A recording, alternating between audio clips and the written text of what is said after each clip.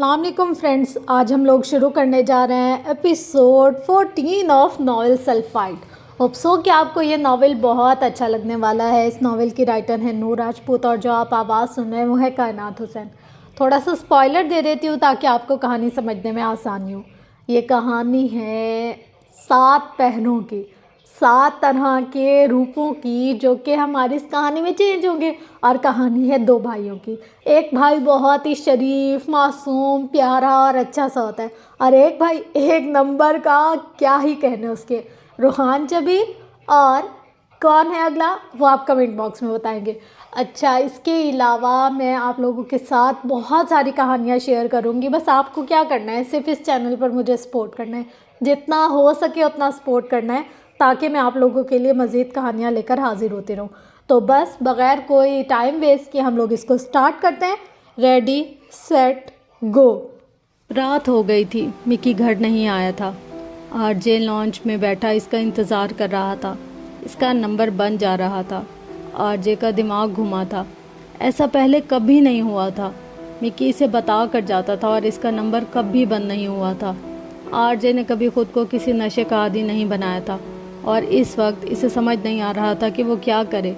Launch में रखी मेज़ की दराज से इसने सिगरेट निकाला था। इसे जलाने के बाद अब वो धुएं उड़ा रहा था। लेकिन मेरी दुआ है, जिस दिन हर जी रूह को जिंदा किया जाएगा और मुर्दों को कब्र से उठाया जाएगा ना, मेरी दुआ है कि हमारा उस दिन भी सामना ना हो। धुएं के मरगोले में इसे हानम का चेहरा नजर आया था। जितना हानम की आंखों में दुख था, इतना ही आरजे की आंखों में नफरत और हकारत। क्या मुसीबत है यार। आरजे ने सिगरेट को दूर फेंका था और फिर उठकर अपने कमरे की तरफ बढ़ गया था। आसिया बेगम आईसीयू के बाहर रखे सोफे पर बैठी बुरी तरह से रो रही थी। हानम को नर्वस ब्रेकडाउन हुआ था। डॉक्टर ने कहा था इसे कोई गहरा सदमा पहुंचा है। हमदान साहब बहुत ज़्यादा परेशान थे। आखिर हुआ क्या था यूनिवर्सिटी या हॉस्टल में जो हानम की ये हालत हो गई थी, वो सोच रहे थे। अगले 24 घंटे मरीज़ के लिए बहुत क्रिटिकल हैं। आप लोग दुआ करें कि मरीज़ को होश आ जाए। डॉक्टर की बातों ने आसिया बेगम के दिल को तड़पा कर रख दिया था। आखिर अजल अपना काम कर ही गई। वो जहन्नुम जैसी आग में तड़प रही थी। जिंदगी और मौत की जंग लड़ रही थी हानम। आरजे को एहसास भी नहीं था कि इसने किसी हानम को ख़त्म कर डाला था, हमेशा हमेशा के लिए। हानम को 2 दिन बाद होश आया था। आसिया बेगम की जान में जान आई थी। ये 2 दिन उनके लिए सूली पर लटकने के बराबर थे। जैसे ही हानम को होश आया था, आरजे के अल्फाज किसी घात लगाए बैठे दुश्मन की तरह इस पर हमला आवर हुए थे। मैंने कुछ नहीं किया, वो चिल्लाई थी। हमदान साहब इसकी तरफ बढ़े थे। आसिया बेगम नमाज पढ़ रही थी। हानी बेटा, कुछ नहीं हुआ, तुम ठीक हो, सब ठीक है, रिलैक्स। वो इसे पुरसुकून करने की कोशिश कर रहे थे। मैं डॉक्टर को बुलाता हूँ। ये जिया जबील थे, जो हमदान साहब के 2 दिन ऑफिस ना आने पर हॉस्पिटल आ गए थे। उन्हें हमदान साहब ने ही हानी की ख़राब तबीयत का बताया था। वो हानी की इयादत के लिए आए थे। वो दोनों बहुत अच्छे दोस्त थे। अंकल, वो आरजे, हानी मुश्किल बोल पाई थी। वो रो रही थी। आरजे के नाम पर जिया जबील के कदम साकित हुए थे। क्या हुआ, कौन आरजे? हमदान अंकल ने पूछने की कोशिश की थी। अंकल, वो मैंने कुछ नहीं किया, जाओ यहाँ से, मैंने कुछ नहीं किया। वो दरवाजे की तरफ देखकर चिल्लाई थी।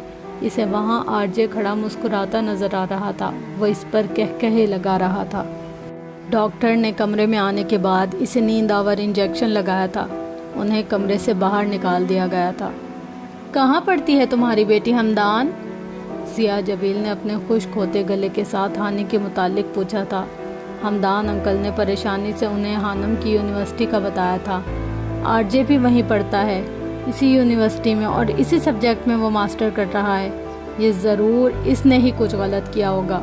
जिया जबील सोच कर रह गए थे। उन्हें हानम की हालत देखकर इस पर तरस आ रहा था। क्या किया है तुमने इस लड़की के साथ? आरजे को जिया जबील की कॉल आई थी। वो इसे कभी कभी फ़ोन करते थे, लेकिन इस तरह इतने गुस्से में कभी बात नहीं की थी। वो गोया धाड़ रहे थे। कौन सी लड़की बड़े डैड? आरजे हैरान हुआ था। زیادہ معصوم مت بنو، ہمدان کی بیٹی کی بات کر رہا ہوں، جانتے ہو وہ بزنس پارٹنر ہے میرا، 60% شیئرز کا مالک ہے وہ میری کمپنی میں۔ ہمدان؟ آرجے زیر لب بڑبڑایا تھا۔ اس کی زندگی میں جتنی بھی لڑکیاں آئی تھیں وہ اسے اپنا شجرہ نسب بتا دیتی تھی، جو آرجے کو ہمیشہ یاد رہتا تھا۔ یہ پہلی بار ہوا تھا، اسے یاد تھا اس کی کسی گرل فرینڈ کے باپ کا نام سیٹھ ہمدان نہیں تھا۔ ہاں ہمدان، وہ لڑکی اسی کی بیٹی ہے جس کے ساتھ تم نے پتہ نہیں کیا کیا ہے، اور وہ اس وقت ہاسپٹل میں نروس بریک ڈاؤن ہوا ہے اس کا۔ اگر اسے کچھ ہو گیا نا تو تمہاری خیر نہیں ہے۔ وہ غصے سے دھاڑتے فون بند کر چکے تھے۔ واٹ ربش! آرجے کا دماغ گھوما تھا۔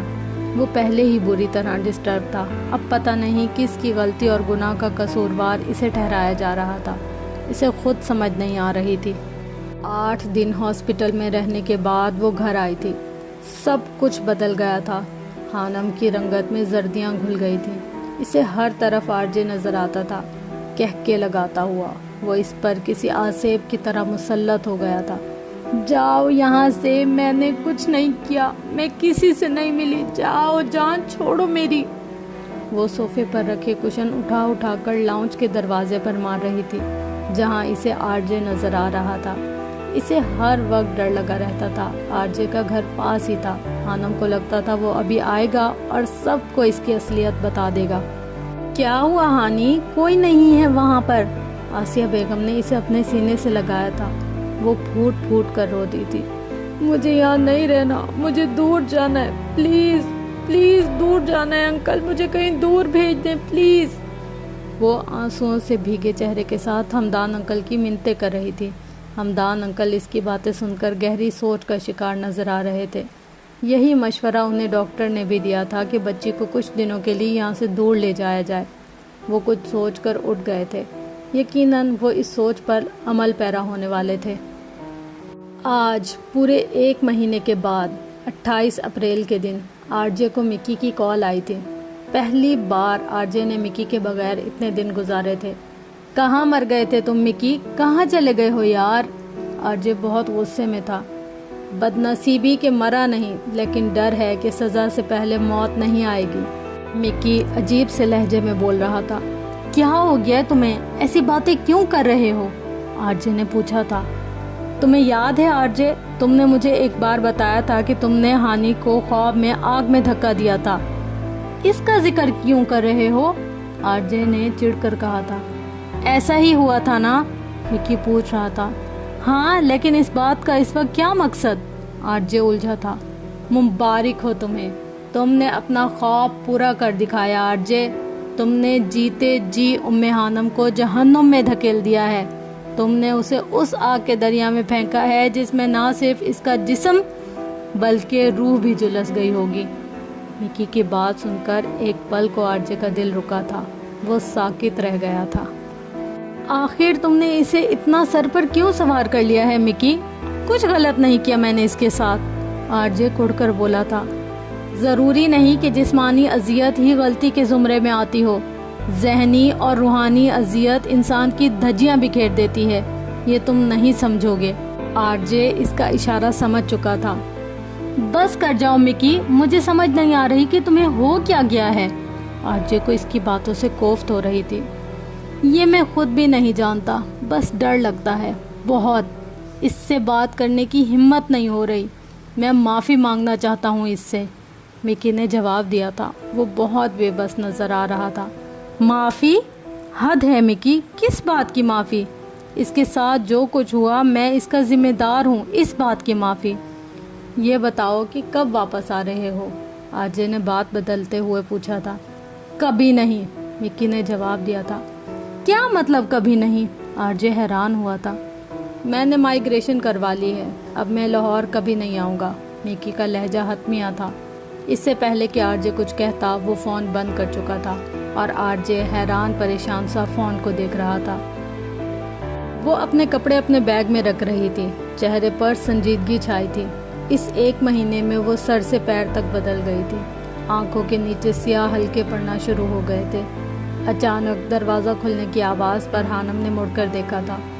آ جائیں امی، हानम ने आंखों में आए आंसुओं को पीते हुए कहा था। मत जाओ हानी, मत जाओ।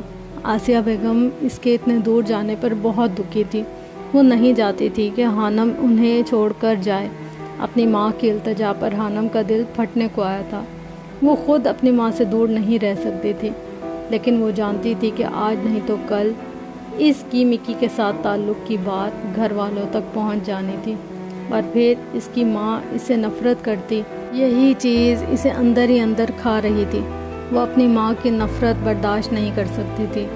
इसे हर वक्त खौफ लाहक रहता था, जैसे अभी आरजे कहका लगाता हुआ आएगा और सबको बता देगा, फिर सब ख़त्म हो जाएगा।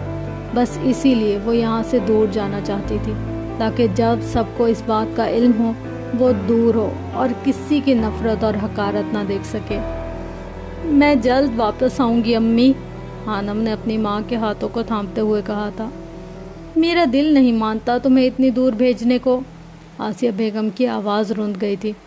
अम्मी, हानम कहती आसिया बेगम के गले लग गई थी। वो कमज़ोर नहीं पड़ना चाहती थी, लेकिन वो मजबूत भी नहीं रह सकी थी।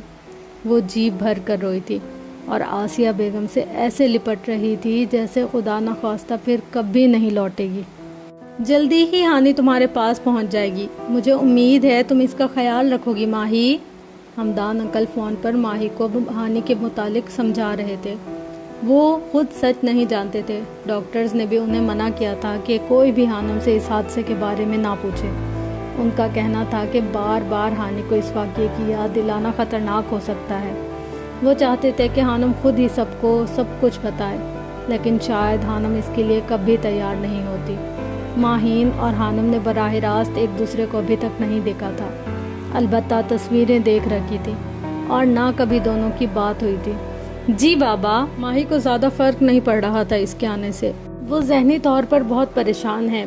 पहले इसे कुछ वक्त देना और फिर इसके करीब होने की कोशिश करना।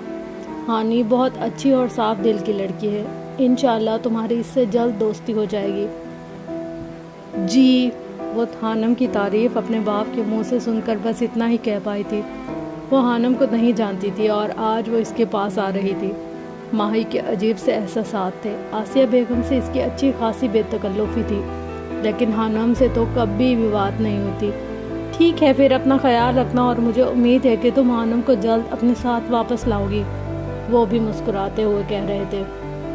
वो पुरअज़्म से कह रहे थे। माही बस सर हिलाकर रह गई थी। वो पूरे 1 महीने के बाद घर से निकली थी। बहुत रोई थी। वो माहम, जवाद और आसिया बेगम से मिलते हुए, लेकिन इसे जाना ही था। इसकी हालत को देखते हुए हमदान अंकल ने अपने तमाम तर इख्तियारात को इस्तेमाल करते हुए 1 महीने के अंदर इसके पेरिस जाने का इंतज़ाम किया था। मैं आप लोगों से रोज़ाना बात किया करूँगी, ये हानम के जाते हुए आखिरी अल्फाज थे। आसिया बेगम ने इसे बहुत सी दुआओं के साए में रुखसत किया था। उन्हें महसूस हो रहा था जैसे उनकी बेटी की रुखसती हो गई हो। गेट से निकलने के बाद वो बहुत तेज़ी से गाड़ी में बैठी थी। इसने आरजे के घर की तरफ देखना भी गवारा नहीं किया था। इस शख्स की वजह से आज उम्मे हानम को अपना घर, अपना मुल्क, अपनी माँ को छोड़कर मीलों दूर जाना पड़ रहा था। जैसे जैसे गाड़ी एयरपोर्ट की तरफ बढ़ रही थी, हानम का दिल तड़प रहा था। ये तो तय था कि इसके एक एक आंसू और इसकी तड़प की कीमत आरजे को चुकानी थी, लेकिन कब, ये सिर्फ कुदरत को पता था। पेरिस जाना इसका ख्वाब तो नहीं था, लेकिन अक्सर जो हमने ना सोचा हो वही हो जाता है। वो पेरिस की सरजमीन पर कदम रख चुकी थी, भीगी पलकों और उदास दिल के साथ। अगर वो इस हादसे से पहले यहाँ आती तो यकीनन झूमती, क्योंकि यहाँ पर डिज्नीलैंड था, इसके ख्वाबों की दुनिया, वो दुनिया जिसे वो देखना चाहती थी, परियों का देश। इसकी छोटी छोटी ख्वाहिशात थी जिन्हें आरजे के लफ्ज़ों ने ख़त्म कर दिया था। अब तो मुस्कुराने को भी दिल नहीं करता था। वो आहिस्ता आहिस्ता चलती हुई एयरपोर्ट से बाहर आई थी, चादर से खुद को लपेटा हुआ था। वो मॉडर्न लोगों के दरमियान अजीब सी लग रही थी, सबसे अलग, सबसे जुदा। अब इसे माही को ढूंढना था। हमदान अंकल ने इसे नया मोबाइल लेकर दिया था, जिसको इसने छूने की भी हिम्मत नहीं की थी। इसे लगता था ये मोबाइल इसकी बर्बादी का जिम्मेदार था, और वो अपनी इस सोच में ठीक भी थी। ہاں میں ایئرپورٹ پر اپنے دوست کو لینے آیا ہوں۔ بی جان میں بالکل ٹھیک ہوں، وہ مگن سا فون پر کہتا آگے بڑھ رہا تھا۔ جی میں کوشش کروں گا کہ ان چھٹیوں میں پاکستان آ سکوں۔ حشام بی جان سے بات کر رہا تھا، وہ مسکرا رہا تھا۔ کیا اسے کسی نے بتایا نہیں تھا کہ پیرس میں اتنی خوبصورتی سے مسکرایا نہیں کرتے؟ یہاں پر لوگ ایسی جادوئی مسکراہٹ پر دل ہار دیتے ہیں جیسے ماہی ہار گئی تھی۔ ایک تیز ہوا کا جھونکا حشام کے وجیحہ چہرے سے ٹکرایا تھا۔ وہ ٹھٹک کر رکا تھا اور پھر گردن موڑ کر پاس سے گزرتی اس لڑکی کو دیکھا تھا جو چادر میں لپٹی تھی۔ اسے کچھ محسوس ہوا تھا، وہ جو سال پہلے ہوا تھا جب ہانم اس سے ملی تھی۔ حشام کا دل زور سے دھڑکا تھا۔ اسے اس لڑکی پر ہانم کا گمان ہوا تھا۔ اس سے پہلے کہ وہ اس کے پیچھے جاتا، اسے مارکیٹ والا واقعہ یاد آ گیا تھا جب ہانم کے دھوکے میں وہ ماہی سے جا ملا تھا۔ یہ ہانم نہیں ہو سکتی، وہ یہاں کیسے؟ وہ خود کو سمجھاتا سر جھٹک کر آگے بڑھ گیا تھا۔ ایلا اور ماہی ہانم کو ایئرپورٹ سے گھر لے آئے تھے۔ وہ خاموش تھی۔ ایلا بار بار اس سے سوال کر رہی تھی، وہ بس جواب دے رہی تھی۔ ہانی تم فریش ہو جاؤ، تھک گئی ہوگی نا، تب تک میں کھانا لگواتی ہوں۔ ماہی نے اسے مشورہ دیا تھا۔ اسے لگا تھا کہ ہانم کافی چالاک ہوگی، لیکن وہ جتنی تصویروں میں معصوم نظر آتی تھی حقیقت میں بھی اتنی ہی تھی۔ ٹھیک ہے، وہ اس بات میں سر ہلاتی اٹھ گئی تھی۔ ملازمہ اس کا سامان اٹھا کر کمرے کی طرف بڑھ گئی تھی اور پیچھے پیچھے وہ بھی۔ ماہی تمہاری کزن تھوڑی عجیب ہے نا؟ ایلا نے اس کے جانے کے بعد پوچھا تھا۔ ماہی نے اسے گھور کر دیکھا تھا۔ تمہارے ڈیڈ کی کزن کی بیٹی تمہاری بھی سیکنڈ کزن ہوئی نا؟ اس کے گھورنے پر ایلا نے کندھے اچکا کر کہا تھا۔ خیر اب یہ میرے پاس آ گئی ہے تو ٹھیک ہو جائے گی۔ ایلا نے دانت نکالے تھے جبکہ ماہی کچھ سوچتے ہوئے کچن کی طرف بڑھ گئی تھی۔ کھانا خاموشی سے کھایا گیا تھا۔ کھانے کے بعد ہانم اپنے کمرے میں آ گئی تھی۔ رات کافی ہوئی تھی اور وہ کافی تھکن کا شکار تھی۔ بالوں کو باندھنے کی غرض سے وہ اٹھی تھی۔ کمرے میں موجود فرنیچر کافی قیمتی تھا۔ کسی چیز نے بھی اسے اپنی طرف متوجہ نہیں کیا تھا۔ وہ جہازی سائز آئینے کے سامنے کھڑی تھی۔ سنہری بالوں کی آبشار کمر پر بکھری پڑی تھی۔ بالوں کو دیکھتے ہوئے اس کا ذہن بھٹکا تھا۔ ایک فلم سی اس کے سامنے چلنے لگی تھی۔ اماں میں سوچ رہی ہوں کہ بال کٹوا لوں۔ ہانم نے اپنے بالوں کا نیچے سے معائنہ کرتے ہوئے آسیہ بیگم کو اپنی سوچ سے آگاہ کیا تھا۔ ہرگز نہیں، آسیہ بیگم نے غصے سے منع کیا تھا۔ لیکن کیوں؟ دیکھیں نا خراب ہو رہے ہیں۔ ہانم روحان سی ہوئی تھی۔ تمہاری نانی اماں کہتی تھی کہ لمبے بال نیک لڑکیوں کی نشانی ہوتے ہیں۔ ہیں؟ آسیہ بیگم کی بات پر ہانم نے گھوم کر انہیں دیکھا تھا۔ اس کی آنکھیں اپنی ماں کی عجیب منطق پر حیرانی سے پھیلی تھی۔ لمبے بالوں کا نیک ہونے سے کیا تعلق اماں؟ وہ حیران سی پوچھ رہی تھی۔ قیامت کے دن لمبے بال عورت کا پردہ بنیں گے۔ اور میری بات کان کھول کر سن لو ہانی، اگر تم نے دوبارہ بال کٹوانے کا نام لیا تو مجھ سے برا کوئی نہیں ہوگا۔ وہ اسے دھمکی اور حکم دونوں سناتی کچن میں جا چکی تھی جبکہ ہانم حیرت سے انہیں جاتا دیکھ رہی تھی۔ آئینے میں دھواں سا اٹھنے لگا تھا۔ اس کا گھر، آسیہ بیگم اور وہ دور کہیں فضا میں تحلیل ہونا شروع ہوئے تھے۔ ہانم کی آنکھیں نم ہوئی تھی۔ نیک اور شریف تو دیکھو۔ منظر بدلا تھا۔ آرجے سامنے آئینے میں کھڑا جناتی کہکے لگا رہا تھا۔ ہانم کے چہرے کا رنگ بدلا تھا۔ تالی بجاتا ہنستا وہ اس کا مذاق اڑا رہا تھا۔ اس کے کہکے ہانم کو پاگل کر رہے تھے۔ نیک نہیں بد کردار ہو تم۔ وہ شعلے اگلتی آنکھوں کے ساتھ اسے گھور رہا تھا۔ نہیں، کچھ نہیں کیا میں نے، وہ ہیجانی انداز میں چلائی تھی۔ وہ ہنسے جا رہا تھا۔ ہانم کے ضبط کا پیمانہ لبریز ہوا تھا۔ چپ کر جاؤ، وہ چیخی تھی اور سنگار میز سے پرفیوم کی ایک بوتل اٹھا کر پوری قوت سے آئینے پر دے ماری تھی۔ اپنی طرف سے اس نے آرجے کو مارا تھا، اسے خاموش کروایا تھا۔ چھین کی آواز کے ساتھ کانچ بکھرا تھا، وہ کہیں غائب ہو گیا تھا۔ ہانم کی ہمت جواب دے گئی تھی۔ وہ وہیں نیچے بیٹھ کر پھوٹ پھوٹ کر رو دی تھی۔ وہ آرجے کے آسیب سے بچنے کے لیے بہت دور آ گئی تھی، لیکن شاید بھول گئی تھی کہ آسیب تو 7 سمندر پار تک پیچھا کرتا تھا۔ کافی دیر رونے کے بعد وہ اٹھی تھی اور پھر کراہ کر بیٹھ گئی تھی۔ ٹوٹے ہوئے کانچ کا ٹکڑا اس کے پاؤں میں چبھ گیا تھا۔ درد کی ایک لہر اس کے پورے جسم میں پھیل گئی تھی۔ امی! خانم نے درد کی شدت سے آسیہ بیگم کو پکارا تھا، لیکن پھر یاد آنے پر کہ وہ کوسوں دور تھی، اس کا دل مزید تڑپا تھا۔ مشکل سے کانچ کا ٹکڑا پاؤں سے نکالنے کے بعد وہ بیڈ پر بیٹھی تھی۔ اس کے پاؤں سے خون نکل رہا تھا، لیکن اسے کچھ سمجھ میں نہیں آ رہا تھا کہ کیا کرے۔ اس نے کمرے میں نظریں دوڑائی تھیں اور پھر اسے میز پر ٹیشو کا ڈبہ رکھا نظر آ گیا تھا۔ وہ لنگڑا کر چلتی میز تک پہنچی تھی اور پھر کافی سارے ٹیشو نکال کر زخم پر رکھے تھے۔ آہستہ آہستہ خون رسنا بند ہوا تھا۔ وہ لیٹ گئی تھی، لیکن اس کی سسکیاں بند نہیں ہوئی تھی۔ اسے سب یاد آ رہے تھے، اور خاص طور پر آرجے کی باتیں جو کبھی اس کے ذہن سے نہیں نکلتی تھی۔ میں چاہتی ہوں میں تمہیں بتاؤں کہ مجھے درد ہوتا ہے، اتنا درد کہ دل کرتا ہے اپنی کن پٹیوں پر انگلی رکھ کر اتنی زور سے دباؤں کہ وہاں سے خون کا اخراج ہو۔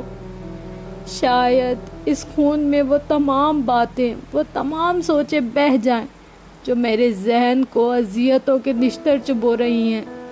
میں چاہتی ہوں کہ میں تمہیں بتاؤں، مجھے درد ہوتا ہے، اتنا درد کہ جیسے کوئی میرا دل کسی پتھر پر رکھ کر کسی ہتھوڑے سے اس میں کیل گاڑتا ہے، اور بس ایک کیل سے بس نہیں کرتا، لیکن بار بار وہ اس عمل کو دہراتا ہے، گاڑتا ہے، نکالتا ہے، گاڑتا ہے، نکالتا ہے، اور موت نہیں آنے دیتا۔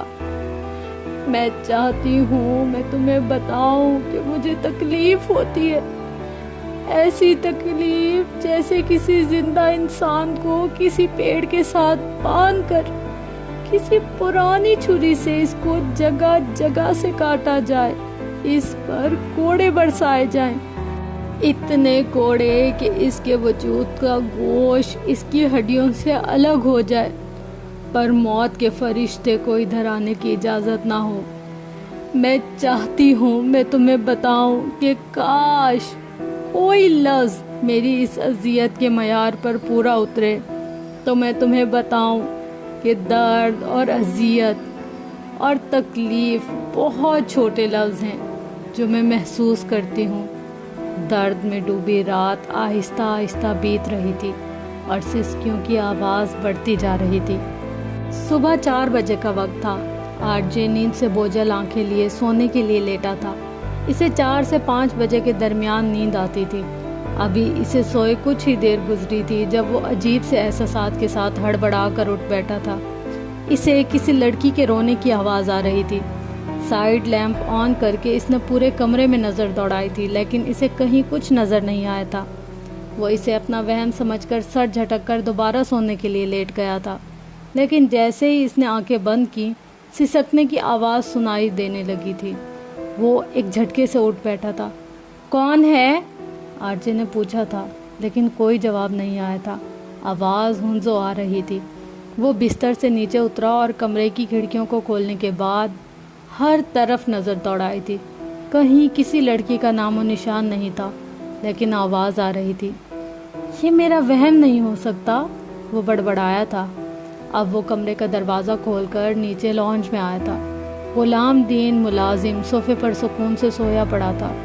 سسکیوں کی آواز وقفے وقفے سے ابھر رہی تھی۔ آرجے کا دماغ گھوما تھا۔ اسے شک ہو رہا تھا جیسے گھر میں کوئی لڑکی موجود ہو۔ وہ پاگلوں کی طرح ایک ایک کمرے کو دیکھ رہا تھا، لیکن کوئی لڑکی ہوتی تو ملتی نا۔ اب تو مکی بھی یہاں نہیں تھا۔ تھک ہار کر وہ اپنا سر پکڑ کر بیٹھ گیا تھا۔ نیند اسے سونے کا کہہ رہی تھی اور سسکیاں اس کی نیند کی دشمن بنی ہوئی تھی۔ دن چڑھے تک وہ لانچ کے صوفے پر بیٹھا رہا تھا۔ جیسے ہی سونے کے لیے آنکھیں بند کرتا تھا، سسکیوں کی آواز ابھرنے لگتی تھی۔ سورج کی سنہری روشنی نے رات کی سیاہی کو کاٹا تو سورج کی شعاعیں لانچ میں موجود کھڑکیوں سے چھن چھن کر اندر آنے لگی۔ آرجے کو سر میں شدید درد محسوس ہو رہا تھا۔ غلام دین کب کا نماز کے لیے اٹھ کر جا چکا تھا، لیکن اس نے آرجے سے وہاں بیٹھنے کی وجہ نہیں پوچھی تھی۔ چڑیوں کے چہچہانے کی آواز ہر طرف پھیل گئی تھی۔ تھک ہار کر وہ صوفے پر لیٹ گیا تھا۔ وقت کو اس پر ترس آیا تھا اور پھر نہ جانے کب اس کی آنکھ لگ گئی تھی۔ اوہ میرے خدایا، یہ کیا ہوا؟ ملازمہ ناشتے کے لیے خانم کو اٹھانے آئی تھی اور پھر اس کے زخمی پاؤں کو دیکھ کر گھبرا گئی تھی۔ یہ 50 سالہ لوسی ماں تھی جو ہر وقت سیاہ رنگ کے گاؤن میں ملبوس رہتی تھی۔ ماہی اور ایلا اسے لوسی ماں بلاتی تھی۔ لوسی ماں نے ایلا کو پالا تھا اور اسے بھی، وہ دونوں بہت عزیز تھیں۔ گھر کی صفائی ستھرائی کا خیال لوسی ماں رکھتی تھی، البتہ کھانا بنانے کے لیے حلیمہ تھی۔ یہ کیا ہوا بچے؟ وہ خانم کی طرف بڑھی تھی۔ خانم کی رات نہ جانے کب آنکھ لگی تھی اور نہ اذان کی آواز نہ الارم کی آواز آئی تھی اور نہ کسی نے اسے اٹھایا تھا۔ وہ سوئی رہی تھی۔ لوسی ماں نے آگے بڑھ کر اس کے زخمی پاؤں سے ٹیشو کو اتارا تھا جو چپکا ہوا تھا۔ بیڈ کی چادر جہاں اس کا پاؤں رکھا تھا وہاں سے سرخ ہو چکی تھی۔ سوتے وقت شاید اس کا خون بہتا رہا تھا۔ درد کے باعث خانم کی آنکھ کھلی تھی۔ یہ کانچ کیسے ٹوٹا؟ ہم کو بلا لیا ہوتا، ہم خود اس کو صاف کر دیتا، وہ خانم کو جاگتے ہوئے دیکھ کر کہہ رہی تھی۔ ٹیشو اتارنے کے بعد لوسی ماں کی نظر اب کچھ ڈھونڈ رہی تھی۔ کچھ یاد آنے پر وہ کمرے میں رکھے بڑے سے میز کے نیچے والے دراز کی طرف بڑھی تھی۔ فرسٹ ایڈ باکس نکال کر وہ دوبارہ خانم کے پاس آئی تھی۔ خانم چکراتے سر کے ساتھ اسے دیکھ رہی تھی جو کافی پریشان نظر آ رہی تھی۔ رونے کے باعث خانم کی آنکھیں سوجن کا شکار تھی۔ سپرٹ سے زخم صاف کرنے کے بعد لوسی ماں نے اس کے پاؤں پر پٹی باندھی تھی۔ طبیعت ٹھیک ہے تمہارا؟ پٹی باندھنے کے بعد اب وہ خانم کی سرخ آنکھوں کو دیکھ کر پوچھ رہی تھی۔ خانم کو بے اختیار ہی آسیہ بیگم یاد آئی تھی۔ اس کی آنکھیں نم ہونا شروع ہوئی تھی۔ روتا کیوں ہے بچے؟ کوئی مسئلہ ہے تو ہم کو بتاؤ، وہ پیار سے پوچھ رہی تھی۔ میرا سر بہت درد کر رہا ہے، خانم بس اتنا ہی کہہ پائی تھی۔ ہم میڈیسن اور چائے لے کر آتے ہیں، رونا نہیں، تم ٹھیک ہو جائے گا، لوسی ماں فکر مندی سے کہتی باہر چلی گئی تھی، جبکہ خانم اپنے سر کو تھامتے ہوئے دوبارہ لیٹ گئی تھی۔ میں کوئی فنکشن تھا، اسے روشنیوں سے سجایا گیا تھا۔ آر جے کے ڈپارٹمنٹ کی طرف اٹھتے قدم رکے تھے۔ اسے روشنیاں دیکھ کر کیفے کے پاس درختوں کے نیچے خفگی سے گھٹتی ہوئی خانم نظر آئی تھی۔ یہی جگہ تھی جہاں اس نے خانم کو چڑھانے کے لیے اس کے لیے گانا گایا تھا، میں جو جی رہا ہوں وجہ تم ہو۔ اسے اپنے الفاظ یاد آ گئے تھے اور وہ خود تو جی رہا تھا اور جو وجہ بنی تھی اسے ختم کر دیا تھا۔ آر جے نے وہ سر جھٹک کر ڈپارٹمنٹ کی طرف بڑھ رہا تھا۔ جیسے ہی وہ ڈپارٹمنٹ کے اندر داخل ہوا تھا، سامنے گراؤنڈ میں لکڑی کے بینچ پر اسے وہ بیٹھی نظر آئی تھی۔ وہ شام جب اس نے خانم سے مسکرا کر بات کی تھی، آسمان کو تکتی ہوئی نہ جانے کس دنیا میں کھوئی ہوئی تھی، جب بجلی کی چمک میں اس کے چہرے پر کچھ چمکا تھا۔ ماضی اسے اپنی طرف کھینچ رہا تھا اور یہی وہ جگہ تھی جہاں اس نے خانم کو ختم کیا تھا۔ نفرت ہے مجھے تم سے، وہ تصور میں اس سے مخاطب ہوا تھا اور پھر واپسی کے لیے قدم بڑھا دیے تھے۔ ڈپارٹمنٹ میں اب اسے کچھ بھی اچھا نہیں لگتا تھا۔ مکی جا چکا تھا، مہرو بھی، وہ دونوں کی مائیگریشن ہو گئی تھی، وہ بھی جا چکی تھی جس کے بارے میں وہ سوچنا نہیں چاہتا تھا۔ اور جنت روڈ پر تیز تیز قدم بڑھاتا انگلش ڈپارٹمنٹ کے سامنے اسے وہ درختوں کے نیچے بنے فٹ پاتھ پر مہرو کے ساتھ کسی بات پر ہنستی نظر آئی تھی۔ وہ ٹھٹک کر رکا تھا۔ وہ اسے کیوں نظر آ رہی تھی آر جے کو سمجھ نہیں آ رہا تھا۔ وہ جھٹکے سے مڑا تھا۔ سامنے زولوجیکل میوزیم تھا۔ اب وہ مہرو کے ساتھ میوزیم کے باہر سیلفیاں لیتی نظر آ رہی تھی۔ آر جے کا سر چکرا گیا تھا۔ اس نے دونوں ہاتھوں سے اپنے سر کو تھاما تھا۔ نفرت ہے مجھے تم سے، شدید نفرت، سنا تم نے ام خانم، شدید نفرت کرتا ہوں تم سے، وہ چلایا تھا۔ اسٹوڈنٹ نے رک کر اور پلٹ کر اسے دیکھا تھا۔ کچھ دیر بعد وہ اپنے حواسوں میں واپس لوٹا تھا۔ گہری سانس لیتا وہ خانم کو پیچھے چھوڑتا آگے بڑھ گیا تھا۔ 1 مہینہ ہو گیا تھا خانم کو پیرس آئے۔ اس نے کبھی اپنے کمرے سے باہر دروازے تک کا فاصلہ طے نہیں کیا تھا۔ وہ گھر میں ہی گھوم لیتی تھی، کبھی باہر جانے کی خواہش نہیں کی تھی۔ اس کا موبائل جو اسے ہمدان انکل نے دیا تھا وہ بند پڑا تھا، اسے آن کرنے کی ہمت نہیں تھی۔ لوسی ماں اس کا بہت خیال رکھتی تھی۔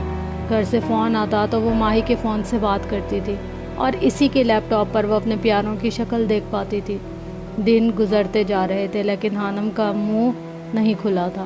اس نے کبھی بھولے سے بھی اس واقعے کا ذکر نہیں کیا تھا جو اس کی زندگی کا ناسور بن گیا تھا۔ وہ درد اوڑھ کر سو جاتی تھی اور ڈر اور خوف کے سائے اسے جاگنے پر مجبور کر دیتے تھے۔ اسے مائیگرین نے آ لیا تھا۔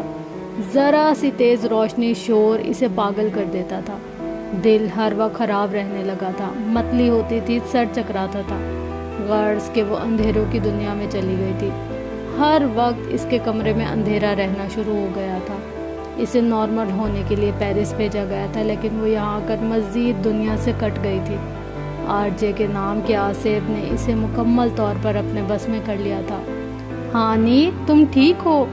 وہ اپنے بازوؤں کو آنکھوں پر رکھے لیٹی تھی۔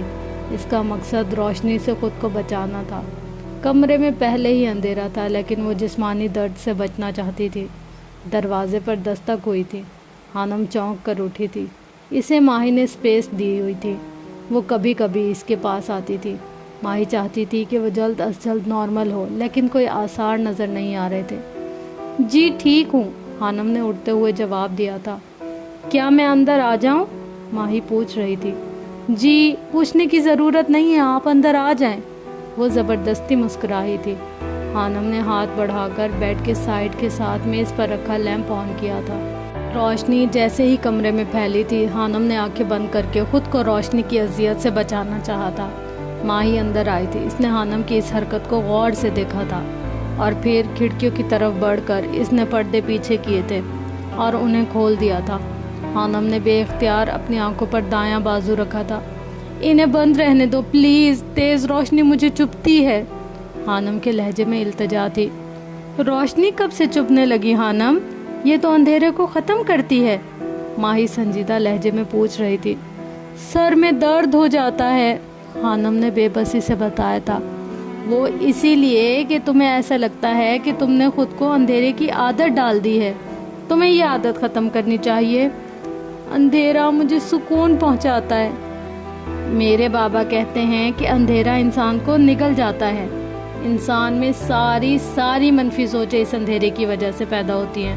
تمہیں اس اندھیرے کی دنیا سے باہر نکل کر روشنی کا سامنا کرنا ہوگا۔ آج ماہی اسے قائل کرنے آئی تھی۔ نہ جانے کیوں خانم اسے اپنی سی لگنے لگی تھی۔ وہ معصوم تھی۔ خاموشی کا ایک گہرا پہرا تھا اس پر۔ میں نہیں کرنا چاہتی کسی بھی چیز کا سامنا، خانم نے بیزاری سے کہا تھا۔ تم خانم ہی ہو نا؟ ماہی کے سوال پر خانم نے چونک کر اسے دیکھا تھا۔ میں نے سنا تھا کہ خانم ایک باہمت لڑکی ہے۔ وہ کبھی کسی چیز سے نہیں ہاری۔ وہ ہمیشہ حالات کا مقابلہ کر کے انہیں ہرانے کی ہمت رکھتی ایک بہادر لڑکی ہے۔ ماہی کی بات پر خانم کا دل کٹ سا گیا تھا۔ وہ بہادر لڑکی ایک ابن آدم سے بری طرح ہار کر آئی تھی، صرف اس وجہ سے کہ وہ بنت حوا تھی۔ غلط سنا ہے آپ نے، خانم ایک کمزور لڑکی ہے، خانم نے گہری اذیت سے جواب دیا تھا۔ ہوگی، لازمی ہوگی، لیکن اب اسے بہادر بننا ہوگا۔ اگر خانم کو پیرس میں بزدلی اور مردہ دلی کے ساتھ زندگی گزارنی ہے تو اسے واپس پاکستان چلے جانا چاہیے۔ پیرس ایسے لوگوں کو خوش آمدید نہیں کہتا۔ پاکستان واپس جانے کے نام پر خانم نے لرز کر ماہی کو دیکھا تھا۔ اس کی آنکھوں میں بے یقینی تھی۔ بالکل، تمہیں واپس جانا ہوگا۔ یہ اندھیروں کی زندگی تم وہاں بھی گزار سکتی ہو۔ فیصلہ تمہارے ہاتھ میں ہے ہانی۔ تمہیں یہاں رہنا ہے یا واپس جانا ہے؟ اگر یہاں رہنا ہے تو 10 منٹ میں تیار ہو جاؤ۔ تمہارے موبائل اور سم کی رجسٹریشن کے لیے جانا ہے، اور اگر اس کام کے لیے نہیں جانا چاہتی تو اپنا سامان پیک کر لو، تمہیں واپسی کا ٹکٹ مل جائے گا۔ وہ دو ٹوک لہجے میں کہتی واپس جا چکی تھی، جبکہ خانم پریشان سی اسے جاتا دیکھ رہی تھی۔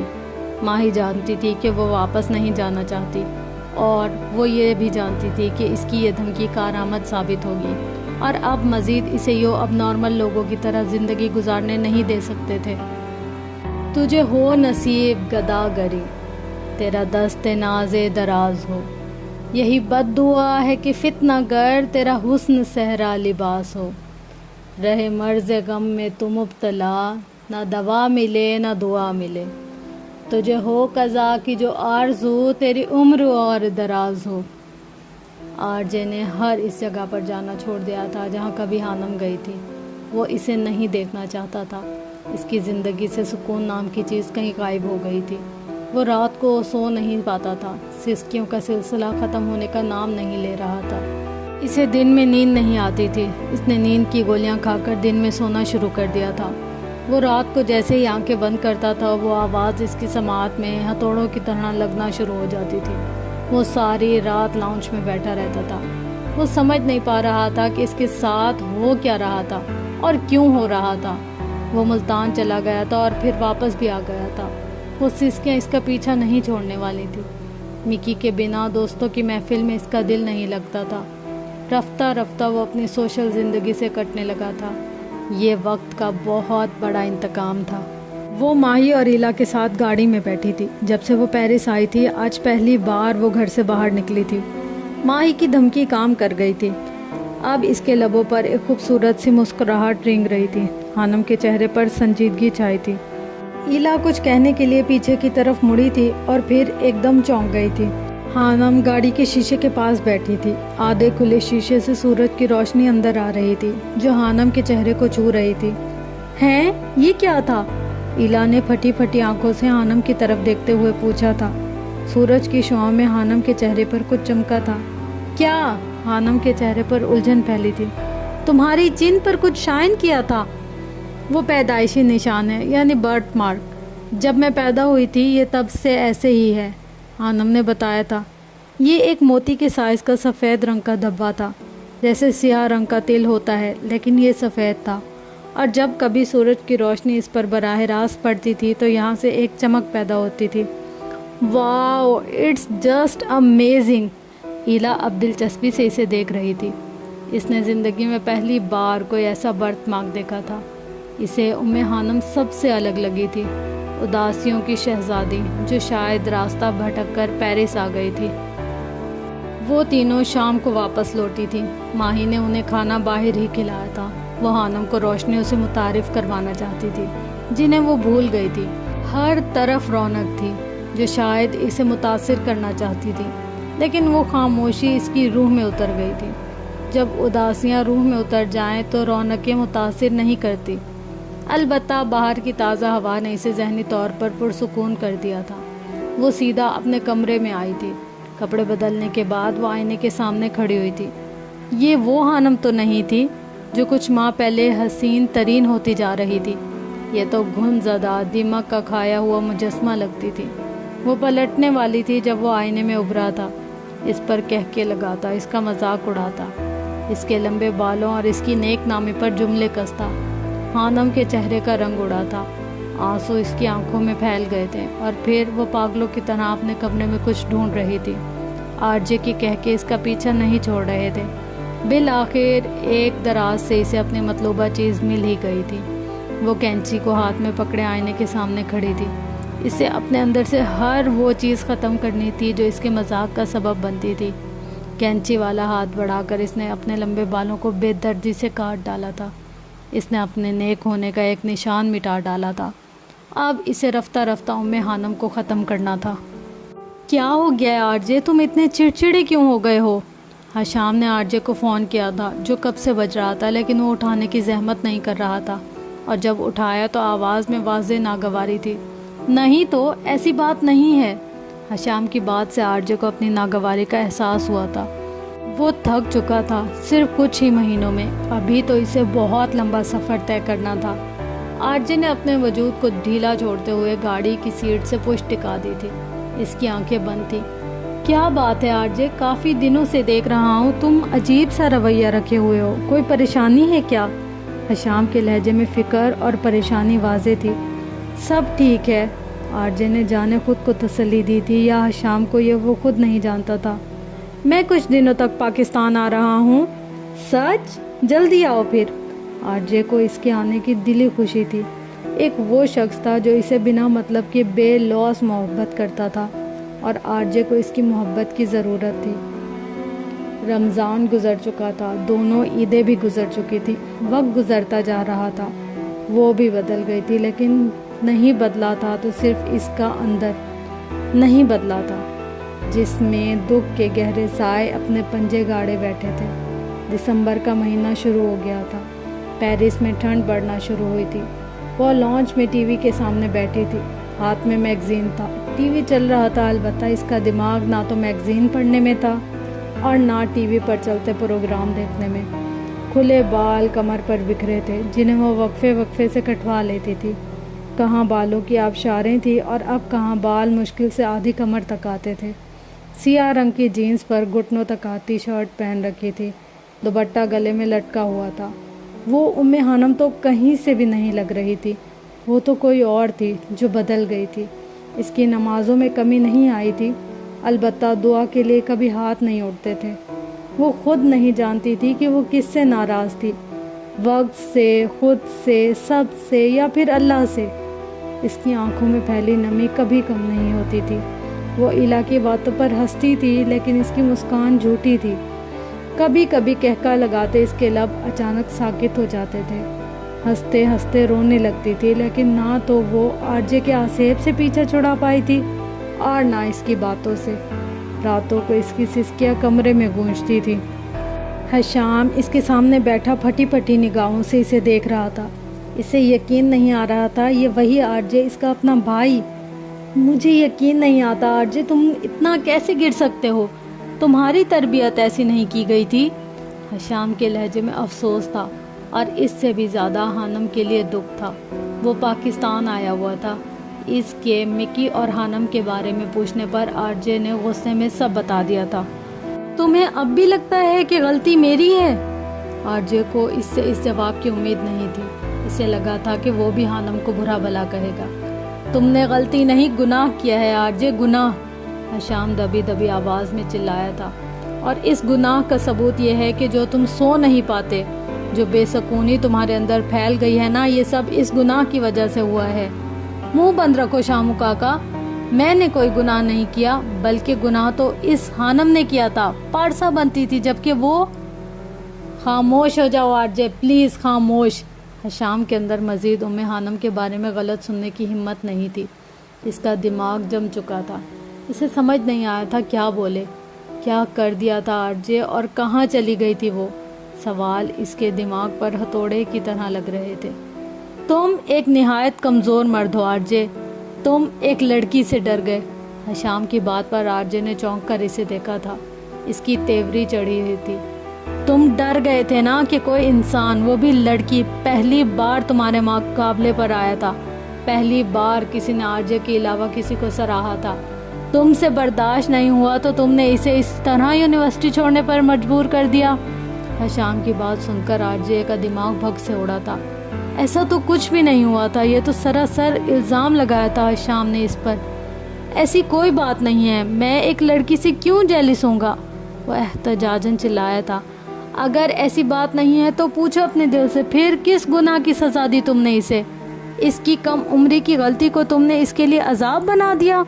اور آرجے مزید نہیں سن سکتا تھا، وہ غصے سے اٹھا اور کمرے سے باہر نکل گیا، جبکہ پیچھے حشام کا دل کڑلا رہا تھا۔ گرمیوں کی چھٹیوں کے بعد یونیورسٹی دوبارہ کھلی تھی۔ ڈپارٹمنٹ پہ نئے اسٹوڈنٹس آ رہے تھے کیونکہ نئے داخلے ہو رہے تھے۔ آرجے خود کبھی کبھی ڈپارٹمنٹ جاتا تھا۔ کلاس ختم ہونے کے بعد جیسے ہی وہ واپسی کے لیے بڑھا تھا، اسے کسی نے پکارا تھا، ہیلو آرجے۔ آواز پر اس نے پلٹ کر دیکھا تھا، سامنے اس کا کلاس فیلو مرتضیٰ کھڑا تھا، اس کے ہاتھ میں ایک گفٹ پیک تھا۔ کیا تمہیں پتہ ہے مہرو کی مائیگریشن کہاں ہوئی ہے؟ وہ موٹے شیشوں والی اینک ناک پر جمائے پوچھ رہا تھا۔ نہیں، آرجے نے سرد سے لہجے میں جواب دیا تھا۔ وہ تمہیں بھی نہیں پتا؟ مرتضیٰ کا منہ بن گیا تھا۔ مجھے لگا شاید تمہیں پتا ہوگا، مجھے امید تھی کہ جہاں مہرو گئی ہے وہیں خانم نے بھی مائیگریشن کروائی ہوگی۔ آج خانم کا برتھ ڈے ہے، 9 ستمبر، یہ اس کے لیے گفٹ تھا، مجھے وہ بہت اچھی لگتی ہے اور وہ ہے بھی۔ مرتضیٰ اپنی دھن میں بول رہا تھا۔ خانم کا برتھ ڈے؟ آرجے زیر لب بڑبڑایا تھا۔ مجھے یاد آیا، مہرو کا کزن تمہارا دوست ہے نا، تو یہ گفٹ تم اسے دے دینا، وہ مہرو کو دے دے گا، مہرو خانم کو، مجھے دلی خوشی ہوگی۔ اس نے وہ گفٹ آرجے کی طرف بڑھایا تھا جسے اس نے بنا کچھ سوچے سمجھے تھام لیا تھا۔ وہ وہیں رک کر اسے کھولنے لگا تھا۔ ہاں تم کھول سکتے ہو، یہ تمہارے متعلق ہے۔ مرتضیٰ کی بات پر آرجے کو حیرت ہوئی تھی۔ اس نے گفٹ کے اوپر سے نیچے خوبصورت پیکنگ کو اتارا تھا۔ پیکنگ کے اندر ایک خوبصورت فوٹو فریم تھا۔ آرجے نے جیسے ہی فریم کو پلٹ کر دیکھا تھا اس کی سانسیں جیسے اٹک سی گئی تھیں۔ وہ اس کی اور حانم کی تصویر تھی، وہ جس میں وہ دونوں گراؤنڈ میں رکھے لکڑی کے بینچ پر بیٹھے تھے۔ خوبصورت اور طوفانی موسم تھا وہ جس دن وہ ڈونٹ ٹچ مائی فون والا حادثہ پیش آیا تھا، وہ جس دن آرجے دل سے مسکرایا تھا۔ تم وہ واحد لڑکی ہو حانم جس کے ساتھ آرجے بیٹھا دل سے مسکرا رہا تھا۔ میں نے ایسی چمک کبھی آرجے کی آنکھوں میں نہیں دیکھی اور نہ ہی کسی لڑکی کے چہرے سے پھوٹتی روشنی۔ تم دونوں ایک دوسرے کے سنگ بہت مکمل لگ رہے تھے۔ جب بھی میں اس تصویر کو دیکھتا ہوں مجھے ہمیشہ لگتا ہے کہ تم دونوں ایک دوسرے کے لیے بنے ہو، مرتضیٰ۔ تصویر کے نیچے کیپشن دیا گیا تھا۔ یہ الفاظ پڑھتے ہوئے آرجے کا دل بری طرح سے دھڑک رہا تھا۔ میں نے اچھا لکھا ہے نا؟ وہ معصومیت سے پوچھ رہا تھا۔ اور یہ فوٹو بھی میں نے کھینچی تھی اس روز، یہ بھی اچھی ہے نا؟ اور حانم کو یہ گفٹ پسند آئے گا نا؟ تمہیں پتہ ہے آرجے، وہ ڈپارٹمنٹ میں کسی کے ساتھ بیٹھی اتنی اچھی نہیں لگتی تھی جتنی اس روز تمہارے ساتھ۔ میں اسے بہت یاد کرتا ہوں، وہ اداسی سے کہتا چلا گیا تھا، جبکہ آرجے آندھیوں کی زد میں تھا۔ مہرو اور حانم کی اقصیٰ کے ساتھ مرتضیٰ سے بھی اچھی خاصی بے تکلفی ہو گئی تھی۔ وہ ان دونوں کو بہت یاد کرتا تھا۔ آرجے کو سمجھ نہیں آ رہا تھا کہ وہ اس تصویر کا کیا کرے۔ دل کی دھڑکن کی تیز رفتاری اس کی سمجھ سے باہر تھی۔ حانم کا برتھ ڈے ہے آج، اس کا دل کہہ رہا تھا۔ اس نے تصویر میں مجسم حانم کو دوبارہ دیکھا تھا اور پھر اس کی نظر سامنے گراؤنڈ میں رکھے بینچ پر پڑی تھی۔ اس وقت اس کے دل نے شدید خواہش کی تھی کہ کاش وہ اس وقت وہاں موجود ہوتی، خیال میں نہیں حقیقت میں۔ لیکن خواہشیں کب پوری ہوتی ہیں؟ وہ اپنے دل کی اداسی نہیں سمجھ پایا تھا اور بے چین سا دل لیے ڈپارٹمنٹ سے باہر نکل آیا تھا۔ رات 1 بجے کے قریب وہ گھر واپس آیا تھا۔ گیٹ پر گارڈ اسے دیکھ کر حیران ہوا تھا۔ صاحب آپ گئے نہیں؟ گارڈ نے خشک لبوں پر زبان پھیرتے ہوئے پوچھا تھا۔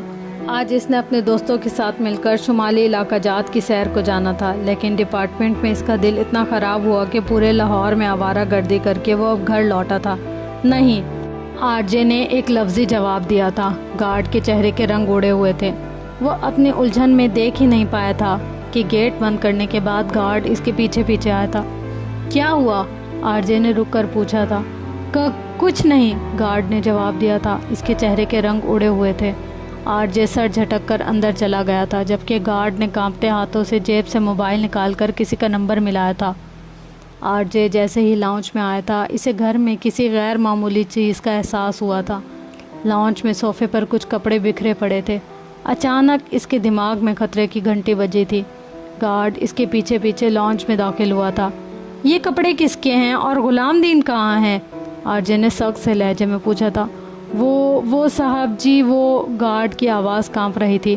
اچانک سیڑھیوں کے ساتھ والے گیسٹ روم سے آوازیں آنا شروع ہوئی تھی۔ آرجے فوراً کمرے کی طرف بڑھا تھا۔ اس نے ایک جھٹکے سے کمرے کا دروازہ کھولا تھا۔ اندر کا منظر دیکھ کر آرجے کے ہوش اڑ گئے تھے۔ کمرے میں گارڈ کی بیوی اور ایک اجنبی شخص ناقابل بیان حالت میں موجود تھے۔ آرجے نے جھٹکے سے دروازہ بند کیا تھا۔ اسے اندازہ نہیں تھا کہ ایسا بھی کچھ اس کی غیر موجودگی میں اس کے گھر میں ہوتا تھا۔ اس نے کھا جانے والی نظروں سے گارڈ کو دیکھا تھا جو اپنی ہی بیوی سے جسم فروشی کرواتا تھا۔ معاف کر دے صاحب، غلطی ہو گئی۔ گارڈ کے چہرے پر پسینہ واضح چمک رہا تھا۔ اس کا پورا وجود کانپ رہا تھا۔ اندر موجود لوگوں کی حالت بھی گارڈ سے کم نہیں تھی۔ آرجے ناگواری سے ایک نظر گارڈ پر اور کمرے پر ڈالتا اوپر اپنے کمرے کی طرف بڑھ گیا تھا۔ جب عائشہ جبیل یعنی اس کی ماں دنیا چھوڑ کر چلی گئی تھی، ظالم سماج کی کڑی دھوپ میں وہ اس کے لیے ایک محفوظ پناہ گاہ تھی۔ وہ رویا نہیں تھا، ایک بھی آنسو اس کی آنکھ سے نہیں ٹپکا تھا۔ سید جبیل اپنی محبوب بیوی کی وفات پر ٹوٹ گئے تھے۔ حشام بہت روئے تھا۔ بی جان کو یقین نہیں آیا تھا کہ ان کی جان سے پیاری دیورانی دنیا چھوڑ کر چلی گئی ہے۔ اس رات پوری حویلی میں شور پھیل گیا تھا کہ آرجے غائب ہے۔ سید خاندان کے افراد اور ملازمین نے اسے ہر جگہ ڈھونڈا تھا اور پھر وہ اپنی ماں کی قبر پر بیٹھا ملا تھا۔ یہ سلسلہ رکا نہیں تھا، ہر رات یہی ہونے لگا تھا۔ تھک ہار کر جبیل خاندان نے اسے امریکہ اس کے ننھیال بھیج دیا تھا۔ 2 سال وہ وہاں پر رہا، پھر واپس آیا تھا اور اسے ایک رات عائشہ جبیل کی قبر کھودتے پکڑا گیا تھا۔ سید جبیل نے پہلی بار اپنے لاڈلے بیٹے کے منہ پر تھپڑ مارا تھا۔ کچھ دن رہنے کے بعد اسے دوبارہ واپس امریکہ بھیج دیا گیا تھا۔ 2 سال مزید امریکہ رہنے کے بعد اسے اسکول سے نکال دیا گیا تھا۔ وجہ اس کی حرکتیں تھیں۔ اسکول میں اس نے ایک لڑکے کا سر پھاڑ دیا تھا، جس کی وجہ سے اسے اسکول سے نکال دیا گیا تھا۔ وہ ایک بار پھر پاکستان آیا تھا اور اس بار سید جبیل نے اسے لاہور بھیج دیا تھا۔ یہ ان کی اچھی قسمت تھی یا خود آرجے کی کہ اسے لاہور راز آ گیا تھا۔ وہ کمرے میں آنے کے بعد دھپ سے بیڈ پر بیٹھ گیا تھا۔ اس کا دماغ گھما ہوا تھا۔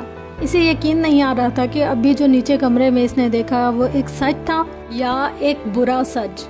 اسے حیرت ہو رہی تھی کہ چہرے پر داڑھی سجا کر 5 وقت کی نماز پڑھنے والا گارڈ اپنی ہی بیوی سے جسم فروشی کروا رہا تھا۔ گارڈ کی بیوی کو اس نے پہلے دیکھ رکھا تھا اور آرجے ایک بار کسی کو دیکھ لیتا تھا تو اس کا چہرہ کبھی نہیں بھولتا تھا۔ اسے اس وقت مسلمانوں سے انتہائی نفرت محسوس ہو رہی تھی۔ آرجے نے بیڈ پر رکھے اس چھوٹے سے شاپنگ بیگ سے وہ فوٹو فریم نکالا تھا جو اسے مرتضیٰ نے دیا تھا۔ یہ سارے مسلمان ایسے ہی ہوتے ہیں، منافق، پارسائی کے لباس میں انتہائی غلیظ، اور ہانم تم بھی ایسی ہی تھی۔ اسے تصویر میں موجود ہانم کا وجود زہر لگ رہا تھا۔ غصے سے اس نے فریم کو دیوار پر دے مارا تھا۔ چھن کی آواز سے فریم ٹوٹا تھا اور اس سے تصویر نکل کر دور جا گری تھی۔ وہ سمجھ نہیں پا رہا تھا کہ اس کے ارد گرد کتنی غلاظت تھی۔ اس کے جانے کے بعد گارڈ لوگوں سے پیسے لے کر انہیں گھر میں رات گزارنے کی اجازت دیتا تھا، اور تو اور اپنی ہی بیوی سے۔ آرجے کا دماغ پھٹنے کو تھا۔ غلام دین بھی اکثر اس کے ملتان یا کہیں اور جانے پر اپنے گاؤں چلا جاتا تھا۔ وہ ان کا خاندانی ملازم تھا اور اس وقت سے ان کے گھر میں تھا جب حشام اپنے ماسٹر کی پڑھائی کے لیے یہاں رہتا تھا۔ وہ ایک وفادار ملازم تھا اور گارڈ تو اسے آج پتہ چلا تھا۔ اگر وہ آج گھر نہ آتا تو کبھی جان ہی نہ پاتا کہ اس کی غیر موجودگی میں گھر میں کیا کیا ہوتا تھا۔ اور مجھے دنیا میں تمہاری روح سے زیادہ غلاظت میں لپٹی روح کسی اور کی نظر نہیں آتی۔ خانم کے الفاظ اس کی سماعت میں گونجے تھے۔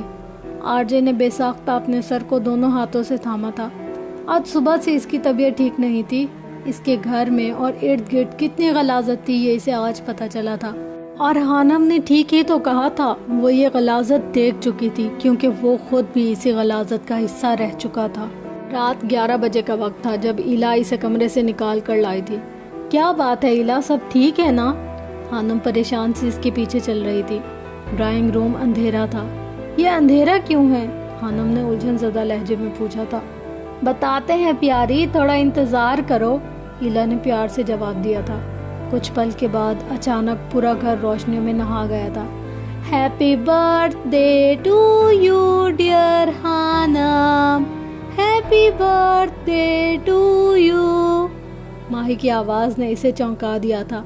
اتنا خوبصورت کیک، کینڈل لائٹس، خانم حیرت سے سب دیکھ رہی تھی۔ اسے یاد بھی نہیں تھا کہ آج اس کی سالگرہ تھی۔ جب بھی ان تینوں بہن بھائیوں میں سے کسی کی سالگرہ ہوتی تھی وہ سب مل کر گھر میں ہی کیک بنانے کی کوشش کرتے تھے۔ ماضی کو یاد کر کے خانم کی آنکھیں نم ہوئی تھی۔ وہ آج 21 برس کی ہو گئی تھی۔ خوبصورت موقعوں پر رونا نہیں چاہیے، آؤ کیک کاٹو۔ ماہی اسے بازو سے پکڑ کر میز کے پاس لائی تھی جس کے ایک جانب لیپ ٹاپ رکھا تھا اور اس میں آسیہ بیگم، حمدان انکل، جواد اور ماہم نظر آ رہے تھے۔ ہیپی برتھ ڈے ہانو آپی، جواد نے وش کیا تھا۔ خانم کو سمجھ نہیں آ رہا تھا کہ وہ کیا جواب دے۔ فرتے جذبات سے وہ ماہی کے گلے لگ گئی تھی۔ سب نے اسے بہت سی دعائیں دی تھی اس کی آنے والی نئی زندگی کے حوالے سے، لیکن شاید وہ زندگی جینا نہیں چاہتی تھی۔ پچھلے 2 دنوں سے آرجے تیز بخار میں پھنک رہا تھا۔ اس کے سارے دوست 10 دن کے لیے ٹور پر گئے تھے۔ غلام دین بھی گاؤں گیا ہوا تھا۔ گارڈ ڈرتا اس کے سامنے نہیں آتا تھا۔ رات کو اسے سسکیوں کی آواز سونے نہیں دیتی تھی اور دن میں جسمانی تکلیف، اس کی طبیعت کافی زیادہ خراب تھی۔ 2 دن سے اس نے کھانا نہیں کھایا تھا بلکہ کچن میں رکھے بریڈ ہی نگل رہا تھا، اور وہ بھی کیک کے ذریعے سے باہر نکل رہے تھے۔ آرجے نے کبھی خود کو اتنا بے بس محسوس نہیں کیا تھا۔ گارڈ معافی مانگنے کے لیے ڈرتے ڈرتے اندر آیا تھا اور پھر لاؤنج میں اسے بے سود پڑا دیکھ کر اس کی ٹانگوں تک کی جان نکل گئی تھی۔ ٹھیک 10 دن بعد آج آرجے کا جنم دن تھا۔ من تو مرادوں سے مانگا گیا شخص۔ یہ 10 دن اس نے بیڈ پر لیٹ کر گزارے تھے۔ اسے فوڈ پوائزننگ ہو گیا تھا۔ آج اس کے گھر میں خوب رونق لگی تھی۔ اس کی سالگرہ کی پارٹی جاری تھی۔ حشام نے سب سے پہلے اسے وش کیا تھا۔ یہ 10 دن وہ اپنی جسمانی تکلیف میں اتنا گم رہا کہ اسے حانم کا خیال کہیں اڑن چھو ہو گیا۔ پتہ ہے شامو کاکا، مجھے نا تم سے بہت محبت ہے، آرجے نے فون کی اسکرین پر نظر آتے حشام سے کہا تھا۔ اس کی بات سن کر حشام کا گہکا ابھرا تھا۔ اب تک کتنی لڑکیوں سے یہ جملہ بول چکے ہو؟ حشام شرارت سے پوچھ رہا تھا۔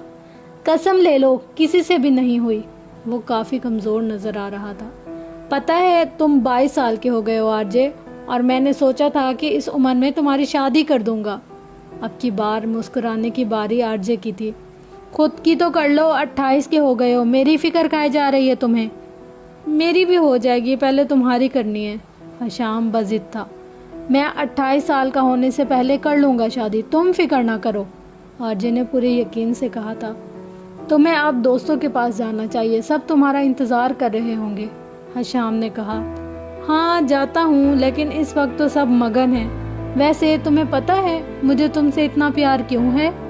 آرجے آج بچوں کی طرح بات کر رہا تھا۔ کیوں؟ حشام نے دلچسپی سے پوچھا تھا۔ کیونکہ شامو کاکا تمہارا نام ہے سے شروع ہو کر میم پر ختم ہوتا ہے۔ حشام، اور مجھے ایسے ناموں سے عشق ہے، آرجے سرشار سا بتا رہا تھا۔ ہے سے شروع ہو کر میم پر ختم ہونے والا نام؟ حانم، حشام زیر لب بڑبڑایا تھا۔ حشام کے لبوں کی حرکت سے آرجے جان چکا تھا کہ اس نے کس کا نام لیا تھا۔ حانم؟ آرجے کے چہرے کا رنگ فک ہوا تھا، اس کا سانس جیسے اٹک سا گیا تھا۔ وہ اسے کب بھولا تھا؟ وہ تو اس کے ساتھ تھی ہمیشہ کی طرح۔ وقت کا سب سے اچھا کام گزرنا ہوتا ہے، جیسا بھی ہو گزر جاتا ہے۔ وقت تھوڑا سا اور آگے سرکا اور لاہور میں ایک بار پھر ٹھنڈ نے اپنے پیر پھیلائے۔ آرجے کا اپنے دوستوں سے دل اٹھنے لگا تھا۔ کیوں؟ یہ وہ خود بھی نہیں جانتا تھا۔ وہ حانم کا خیال اپنے ذہن سے نکال دینا چاہتا تھا، لیکن پھر کچھ نہ کچھ ایسا ضرور ہوتا جو اسے واپس اسی موڑ پر لا کھڑا کر دیتا تھا، جیسے سال پہلے ڈپارٹمنٹ کے لان میں جو ہوا تھا۔ کبھی کبھی وہ اس سے گہری نفرت محسوس کرتا تھا، اور کبھی کبھی اس کی نم آنکھیں جن سے اس نے آخری بار آرجے کو دیکھا تھا اور جن میں جانے کیا تھا وہ اسے بے چین کیے رکھتی تھی۔ ہر چیز کو اپنے دماغ سے نکالنے کے لیے اس نے پہلی بار کسی میوزک بینڈ کو جوائن کیا تھا، ریدھم بینڈ۔ اس کی فین فالوئنگ بڑھ رہی تھی، لوگ آرجے کے دیوانے تھے۔ اس کا سوشل میڈیا اکاؤنٹ ایک بار پھر مداحوں کے سوالات سے بھرنے لگا تھا۔ ہیلو آرجے، میں آپ کا بہت بڑا فین ہوں، لیکن میں اپنی زندگی سے بیزار ہوں۔ میں مرنا چاہتا ہوں، مگر آپ کا میوزک اور آپ کی آواز دونوں مجھ میں جینے کی ایک آس بھر دیتے ہیں۔ میں جاننا چاہتا ہوں کہ جب ہم مایوس ہوتے ہیں تو مرنا کیوں چاہتے ہیں؟ اس لڑکی کے سوال نے ایک پل کے لیے آرجے کو ساکت کیا تھا۔ اچھا سنو، ایک سوال کا جواب تو دو، ہم مرتے کیوں ہیں؟ وقت نے تقدیر کے پنے تیزی سے پلٹے تھے، اور وہ سال پہلے گاڑی میں بیتی اس شام میں پہنچ گیا تھا جب وہ حانم کو ہاسٹل چھوڑنے گیا تھا۔ اس کے سوال کرنے پر وہ خاموش رہی تھی۔ بتاؤ نا، تم جی کیوں رہے ہو؟ حانم نے اس کی جانب چہرے موڑتے ہوئے نہایت اسپاٹ لہجے میں پوچھا تھا۔ وہ اس لیے کہ آرجے ایک پل کو رکا تھا۔ کہ حانم نے پوچھا تھا، لیکن آرجے کے پاس کوئی جواب نہیں بن پایا تھا۔ پہلے تو یہ جان لو کہ تم جی کیوں رہے ہو، تمہارے زندہ ہونے کی کیا وجہ ہے؟ موت پر بعد میں آ جانا آرجے، وہ سخت سے لہجے میں کہتی چہرہ دوبارہ اپنی جانب والے شیشے کی طرف موڑ چکی تھی۔ آرجے ایک پل کے لیے اس کی حاضر دماغی پر دنگ رہ گیا تھا۔ چلو یہ تو بتا دو، ہم مرنے کے بعد کہاں جائیں گے؟ تمہارا اسلام اس بارے میں کیا کہتا ہے؟ خاص طور پر میں کہاں جاؤں گا؟ وہ اسے زج کر رہا تھا۔ مجھے نہیں پتا، حانم نے دو ٹوک جواب دیا تھا۔ کمال ہے، تمہیں نہیں پتا؟ تمہیں؟ یہ تو غضب ہو گیا۔ آرجے نے حیرت سے ایسے آنکھیں پھیلائی تھی جیسے حانم نے پتہ نہیں کتنا بڑا گناہ کر دیا ہو۔ تم پیدا ہونے سے پہلے کہاں تھے؟ وہ ایک بار پھر ناگواری سے پوچھ رہی تھی۔ آرجے کی ہنسی کو ایک دم بریک لگی تھی، وہ خاموش ہو گیا تھا۔ وہ لڑکی اسے اس کے سوالوں میں الجھاتی تھی۔ میں نہیں جانتا، وہ صاف گوئی سے بولا تھا۔ جب تم یہ نہیں جانتے کہ پیدا ہونے سے پہلے کہاں تھے تو میں کیسے بتاؤں کہ تم مرنے کے بعد کہاں جاؤ گے؟ حانم کا لہجہ کاٹدار تھا۔ ٹھیک کہا تم نے، یہ تو میں نے سوچا ہی نہیں تھا۔ وہ جیسے اس کی بات سے قائل نظر آ رہا تھا۔ اچھا اپنا بتاؤ، تم کہاں جاؤ گی مرنے کے بعد؟ یہ تو طے تھا کہ وہ اسے ہاسٹل چھوڑنے کے بدلے میں اسے کافی بھاری سزائیں دے رہا تھا۔ انشاءاللہ جنت میں، خانم نے پورا اعتماد سے جواب دیا تھا۔ اس بار چونکنے کی باری آرجے کی تھی۔ اس کا خانم کے جواب پر کہکا ابھرا تھا۔ واہ بھائی، اتنا یقین! خود جنت میں جاؤ گی اور مجھے کیا جہنم میں بھیجنے کا ارادہ ہے؟ ہاں، خانم کے برجستہ جواب پر اب وہ کافی دیر تک ہنستا رہا تھا۔ اوف اوف اوف، اتنی پکی دشمنی! ویسے ایک بات یاد رکھنا، تم جنت میں جاؤ گی تو میں بھی جنت میں تمہارے پیچھے ہی آؤں گا۔ آخر تم ہی میرے سوالات کو سمجھتے ہوئے لاجک سے مجھے قائل کرنے کی کوشش کرتی ہو۔ اب جہنم میں تو مجھے تمہارے جیسا ملے گا نہیں، تو جنت میں جانا پڑے گا نا مجھے، وہ معصومیت سے کہہ رہا تھا۔ خانم خاموش رہی تھی۔ ویسے 5 فٹ 4 انچ، ماننا پڑے گا تمہارا دماغ کافی تیز چلتا ہے۔ اپنے قد پر کیے گئے کمنٹ پر خانم نے کھا جانے والی نظروں سے اسے گھورا تھا، اور اس کا یوں گھورنا آرجے کو کہکے لگانے پر مجبور کر گیا تھا۔ ایک جاندار سی مسکراہٹ اس کے لبوں پر پھیل گئی تھی۔ وہ ماضی سے ایک دم حال میں واپس آیا تھا۔ خانم نہیں تھی، وہ جا چکی تھی، اس کی دنیا سے بہت دور۔ ایک پل کے لیے آرجے کا دل اسے دیکھنے کو تڑپا تھا۔ مسکراہٹ کہیں غائب ہوئی تھی اور اس کی جگہ چہرے پر ناگوار سی اذیت پھیل گئی تھی۔ اس نے کچھ سوچتے ہوئے اپنے سامنے رکھے لیپ ٹاپ پر سوشل میڈیا اکاؤنٹ کھولنے کے بعد اس کا نام لکھ کر سرچ کیا تھا۔ وہ خود نہیں جانتا تھا کہ وہ یہ کیوں کر رہا تھا۔ خانم، اس کی پروفائل آرجے کے سامنے تھی۔ تقریباً 10 ماہ پہلے کی اپڈیٹ تھی۔ پچھلے 10 ماہ سے اس کا اکاؤنٹ بند پڑا تھا۔ آرجے کے اندر کچھ ہو رہا تھا، ایک بے چینی سی اس کے اندر پھیل گئی تھی۔ جس دن ہر ذی روح کو زندہ کیا جائے گا اور مردوں کو قبر سے اٹھایا جائے گا نا، میری دعا ہے کہ ہمارا اس دن بھی سامنا نہ ہو۔ وہ اپنی بات میں سچی ثابت ہوئی تھی۔ تقریباً 1 سال سے آرجے نے اسے نہیں دیکھا تھا۔ وہ سمجھ نہیں پا رہا تھا کہ وہ دعا کر کے گئی تھی یا آرجے کو بد دعا دے کر گئی تھی۔ تم جس طرح چاہو زندگی بسر کرو، میں تمہارے راستے میں رکاوٹ نہیں ڈالوں گی، مگر میں صرف ایک بات چاہتی ہوں، ذرا اچھی طرح سے خیال رکھنا کہ کن لوگوں سے بات کرنی ہے، کن سے نہیں۔ ہمیشہ لوگوں سے ڈرتے رہنا، وہ ایک دوسرے سے نفرت کرتے ہیں اور ان کی زندگی لالچ اور حسد میں گزرتی ہے۔ وہ ایک دوسرے کو تکلیف پہنچا کر خوش ہوتے ہیں۔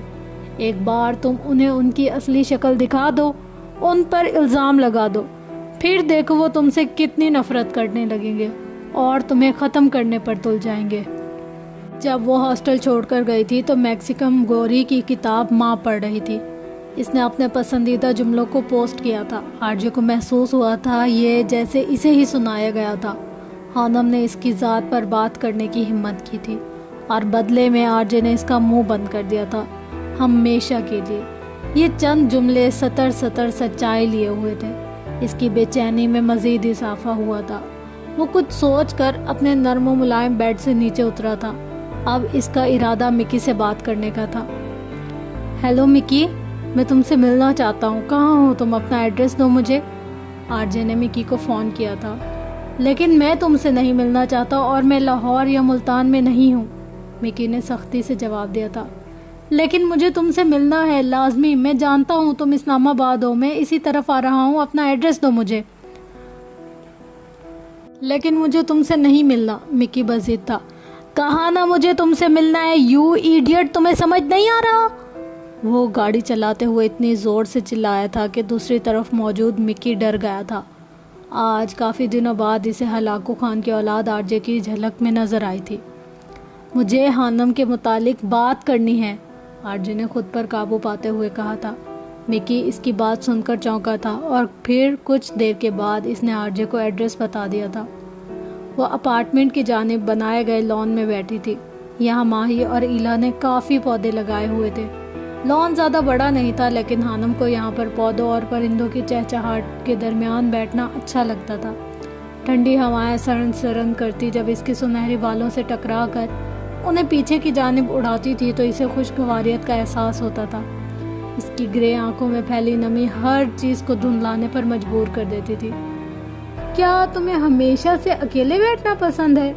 یہ مسز اسٹیفن تھی جو ایک سائیکولوجسٹ تھی، لیکن ہانم نہیں جانتی تھی۔ اسے لوسی ماں نے مسز اسٹیفن کا تعارف اپنی دوست کی حیثیت سے کروایا تھا۔ نہیں، ہمیشہ سے نہیں، لیکن اب لگتا ہے، ہانم نے کھلے آسمان کو تکتے ہوئے جواب دیا تھا۔ اور اس کی وجہ؟ مسز اسٹیفن نے گہری نظریں اس کے چہرے پر جماتے ہوئے پوچھا تھا۔ کچھ خاص نہیں، بس انسان کی دلچسپی کبھی ایک چیز سے ختم ہو کر دوسری میں شروع ہو جاتی ہے، اور یہ ایک قدرتی بات ہے۔ زندگی سے بیزار نظر آتی ہو؟ وہ سوال کر رہی تھی۔ نہیں تو، زندگی سے بیزار لوگ تو مرنے کی کوشش کرتے ہیں، جبکہ میں تو جیے جا رہی ہوں۔ باتوں میں الجھانا آتا ہے تمہیں؟ مسز اسٹیفن مسکرا دی تھی۔ کیا واقعی؟ ہانم نے حیرت سے پوچھا تھا۔ ہاں، اور مجھے ایسے لوگ بہت پسند ہیں جن کے پاس باتوں میں الجھانے کا ہنر ہو۔ تو آج سے ہم دوست ہوئے؟ مسز اسٹیفن ایک 35 سالہ خوبصورت سی عورت تھی جو اس وقت اپنے پیشہ ورانہ انداز میں مسکراتی نظر آ رہی تھی۔ مجھے لگتا ہے کہ اس روز میں کچھ زیادہ ہی ریئیکٹ کر گیا تھا۔ مجھے ہانم سے وہ سب نہیں کہنا چاہیے تھا۔ مجھے محسوس ہوتا ہے کہ ہر انسان کی اپنی پرسنل لائف ہوتی ہے جسے وہ جیسے چاہے گزار سکتا ہے، آر جے نے نظریں چراتے ہوئے کہا تھا۔ مکی اس کا اشارہ سمجھ گیا تھا، لیکن وہ آر جے کے اندر جلتے لو کو محسوس نہیں کر پایا تھا جو یہ بات کہتے ہوئے اس کے اندر جل اٹھا تھا۔ وہ جب بھی ہانم اور مکی کو ایک ساتھ سوچتا تھا، اس کا اندر جل کر خاکستر ہو جاتا تھا، اور ایسا کیوں ہوتا تھا یہ وہ بھی نہیں جانتا تھا۔ جیسا تم نے اسے سمجھا تھا وہ ویسی نہیں تھی، وہ الگ تھی آر جے، مکی نے مری مری آواز سے کہا تھا۔ وہ کافی بدل گیا تھا۔ پھٹی جینس کی جگہ اب ڈھنگ کے کپڑے پہنے ہوئے تھے۔ چہرے پر وہ خباثت نہیں تھی بلکہ سنجیدگی چھائی تھی۔ تم اتنا سب کچھ ہونے کے بعد بھی مجھے ہی غلط کہہ رہے ہو؟ تمہیں نہیں پتا میں نے اسے اس دن ہاسٹل چھوڑا تھا؟ جانے وہ کس سے ملنے؟ بتایا تھا مجھے مہرو نے۔ مکی نے غصے سے آر جے کی بات کاٹی تھی۔ مہرو اور ہانم کی ایک کلاس فیلو تھی جس نے اپنی پسند سے گھر والوں سے چھپ کر شادی کر لی تھی۔ اس کے گھر والوں نے اس سے ہر رشتہ توڑ لیا تھا۔ اس لڑکی کی بدقسمتی کہ وہ لڑکا یعنی اس کا شوہر اسے دھوکہ دے گیا تھا۔ یہ بات مہرو جانتی تھی کیونکہ مہرو کا اس سے رابطہ تھا۔ اس نے مہرو سے کچھ مالی مدد مانگی تھی۔ اس دن ہانم اور مہرو نے اس کے گھر جانا تھا۔ مہرو نے یہ بات ہانم کو نہیں بتائی تھی کیونکہ اگر وہ بتا دیتی تو ہانم کبھی اس کے ساتھ نہیں جاتی۔ مہرو کے پاس جتنے بھی پیسے تھے وہ اسے دینے جا رہی تھی، لیکن اس دن اس کا ایکسیڈنٹ ہو گیا تھا اور مہرو وقت پر نہیں پہنچ پائی تھی۔ مکی کی بات نے آر جے کو شرمندہ کر دیا تھا۔ وہ اسے کتنا غلط سمجھ رہا تھا، یعنی اس روز بھی ہانم بے گناہ تھی۔ اس کی اپنی سوچ اسے سانپ کی طرح ڈس رہی تھی۔ میں ہانم سے ایک بار ملنا چاہتا ہوں، میں اسے ایکسکیوز کرنا چاہتا ہوں، آر جے نے اپنی شرمندگی مٹاتے ہوئے کہا تھا۔ مجھے اس کا ایڈریس نہیں معلوم، مکی نے صاف جواب دیا تھا۔ مہرو کو پتا ہوگا، مجھے اس کا نمبر چاہیے، مجھے اس سے ملنا ہے، میرا اس سے ملنا لازمی ہے۔ مہرو بھی نہیں جانتی۔ اسے ممانی کی خراب طبیعت کے باعث ایمرجنسی میں اسلام آباد آنا پڑا تھا۔ وہ خود بہت پریشان ہے کیونکہ تقریباً پچھلے 1 سال سے اس کا ہانم سے رابطہ نہیں ہوا۔ اس کا نمبر بن جا رہا ہے۔ کسی کا تو نمبر ہوگا اس کے گھر میں، کسی کا، آر جے کے لہجے میں امید تھی۔ مکی خود ہانم سے معافی مانگنا چاہتا تھا لیکن اس میں ہمت نہیں تھی۔ اب آر جے کو دیکھ کر کچھ ہمت بندھی تھی۔ میں مہرو کو بلاتا ہوں، خود بات کر لو، مکی کہتے ہوئے چلا گیا تھا، جبکہ آر جے بے چینی سے پہلو بدل کر رہ گیا تھا۔ کچھ دیر بعد مہرو اس کے سامنے تھی۔ مجھے ہانم کا نمبر چاہیے، آر جے نے کہا تھا۔ میرے پاس جو نمبر ہے وہ بن جا رہا ہے پچھلے 1 سال سے۔ میں حیران ہوں کہ ہانی نے اگر نمبر بدلنا تھا تو مجھ سے رابطہ تو کرتی، میرا نمبر تو تھا نا اس کے پاس۔ مہرو کافی پریشان نظر آ رہی تھی۔ اس کے گھر کا ایڈریس چاہیے پلیز۔ پہلی بار آر جے نے کسی سے اس لہجے میں کچھ مانگا تھا۔ مہرو سوچ میں پڑ گئی۔ تمہیں پتہ ہے ہانی، آر جے کا گھر بھی بحریہ ٹاؤن میں ہی ہے۔ اسے اپنی اور ہانم کی باتیں یاد آئی تھی۔ جانتی ہوں، ہمارے گھر سے 2 گھر چھوڑ کر اس کا گھر ہے۔ کیا واقعی؟ مہرو کے لیے یہ دھماکہ تھا۔ کبھی ملاقات نہیں ہوئی؟ مہرو نے تجسس سے سوال کیا تھا۔ نہیں، ہانم نے جواب دیا تھا۔ پلیز، تمہیں میری قسم ہے، تم مکی یا آر جے کو مت بتانا پلیز، ہانم نے اس کی منت کی تھی۔ اچھا بابا، نہیں بتاتی، وعدہ رہا۔ خانم کے بار بار منع کرنے پر مہنور نے اس سے وعدہ کیا تھا، پلیز مہرو، میرا اس سے ملنا بہت ضروری ہے، تم سمجھ رہی ہو نا؟ آرجے کی آواز پر وہ چونک کر خیالوں سے باہر آئی تھی۔ اسے آرجے کی آنکھوں میں ایک عجیب سی بے چینی نظر آ رہی تھی۔ وہ نہیں جانتی تھی کہ آرجے خانم سے کیوں ملنا چاہتا تھا۔ وہ یہ بھی نہیں جانتی تھی کہ خانم یونیورسٹی چھوڑ کر کہاں چلی گئی تھی۔ پلیز، آرجے کے لہجے میں التجا تھی۔ ٹھیک ہے، مہرو نے اس بات میں سر ہلا دیا تھا۔ تمہیں پتہ ہے آرجے، خانم نے چاہے تمہیں جتنی بھی باتیں سنائی ہوں، اس نے کبھی تمہیں بد کردار نہیں کہا تھا اور نہ تمہاری بات کی تھی۔ وہ اس وقت ریسٹورنٹ میں موجود تھا۔ کھانا اس کے سامنے میز پر ترتیب سے رکھا ہوا تھا۔ نکی کے کہنے پر بھی وہ رکا نہیں تھا۔ اسے شدید بھوک لگی تھی، وہ ریسٹورنٹ آ گیا تھا۔ شدید بھوک لگنے کے باوجود بھی وہ کچھ کھا نہیں پا رہا تھا۔ نکی کی باتیں اس کی سماعت میں گونج رہی تھی۔ اس نے تمہیں شیطان تمہاری سوچ اور تمہاری گھٹیا باتوں کی وجہ سے کہا تھا، لیکن کبھی تمہارے ملحد ہونے کے باوجود کمتر نہیں سمجھا تھا۔ اس نے ایک چمچ چاول کھائے تھے جبکہ دوسرا چمچ وہ منہ تک بھی نہیں لے کر گیا تھا۔ اس کا دل اچاٹ ہو گیا تھا۔ وہ بس جلد از جلد خانم سے ملنا چاہتا تھا۔ وہ ان سسکیوں سے جان چھڑانا چاہتا تھا جو اسے سونے نہیں دیتی تھی۔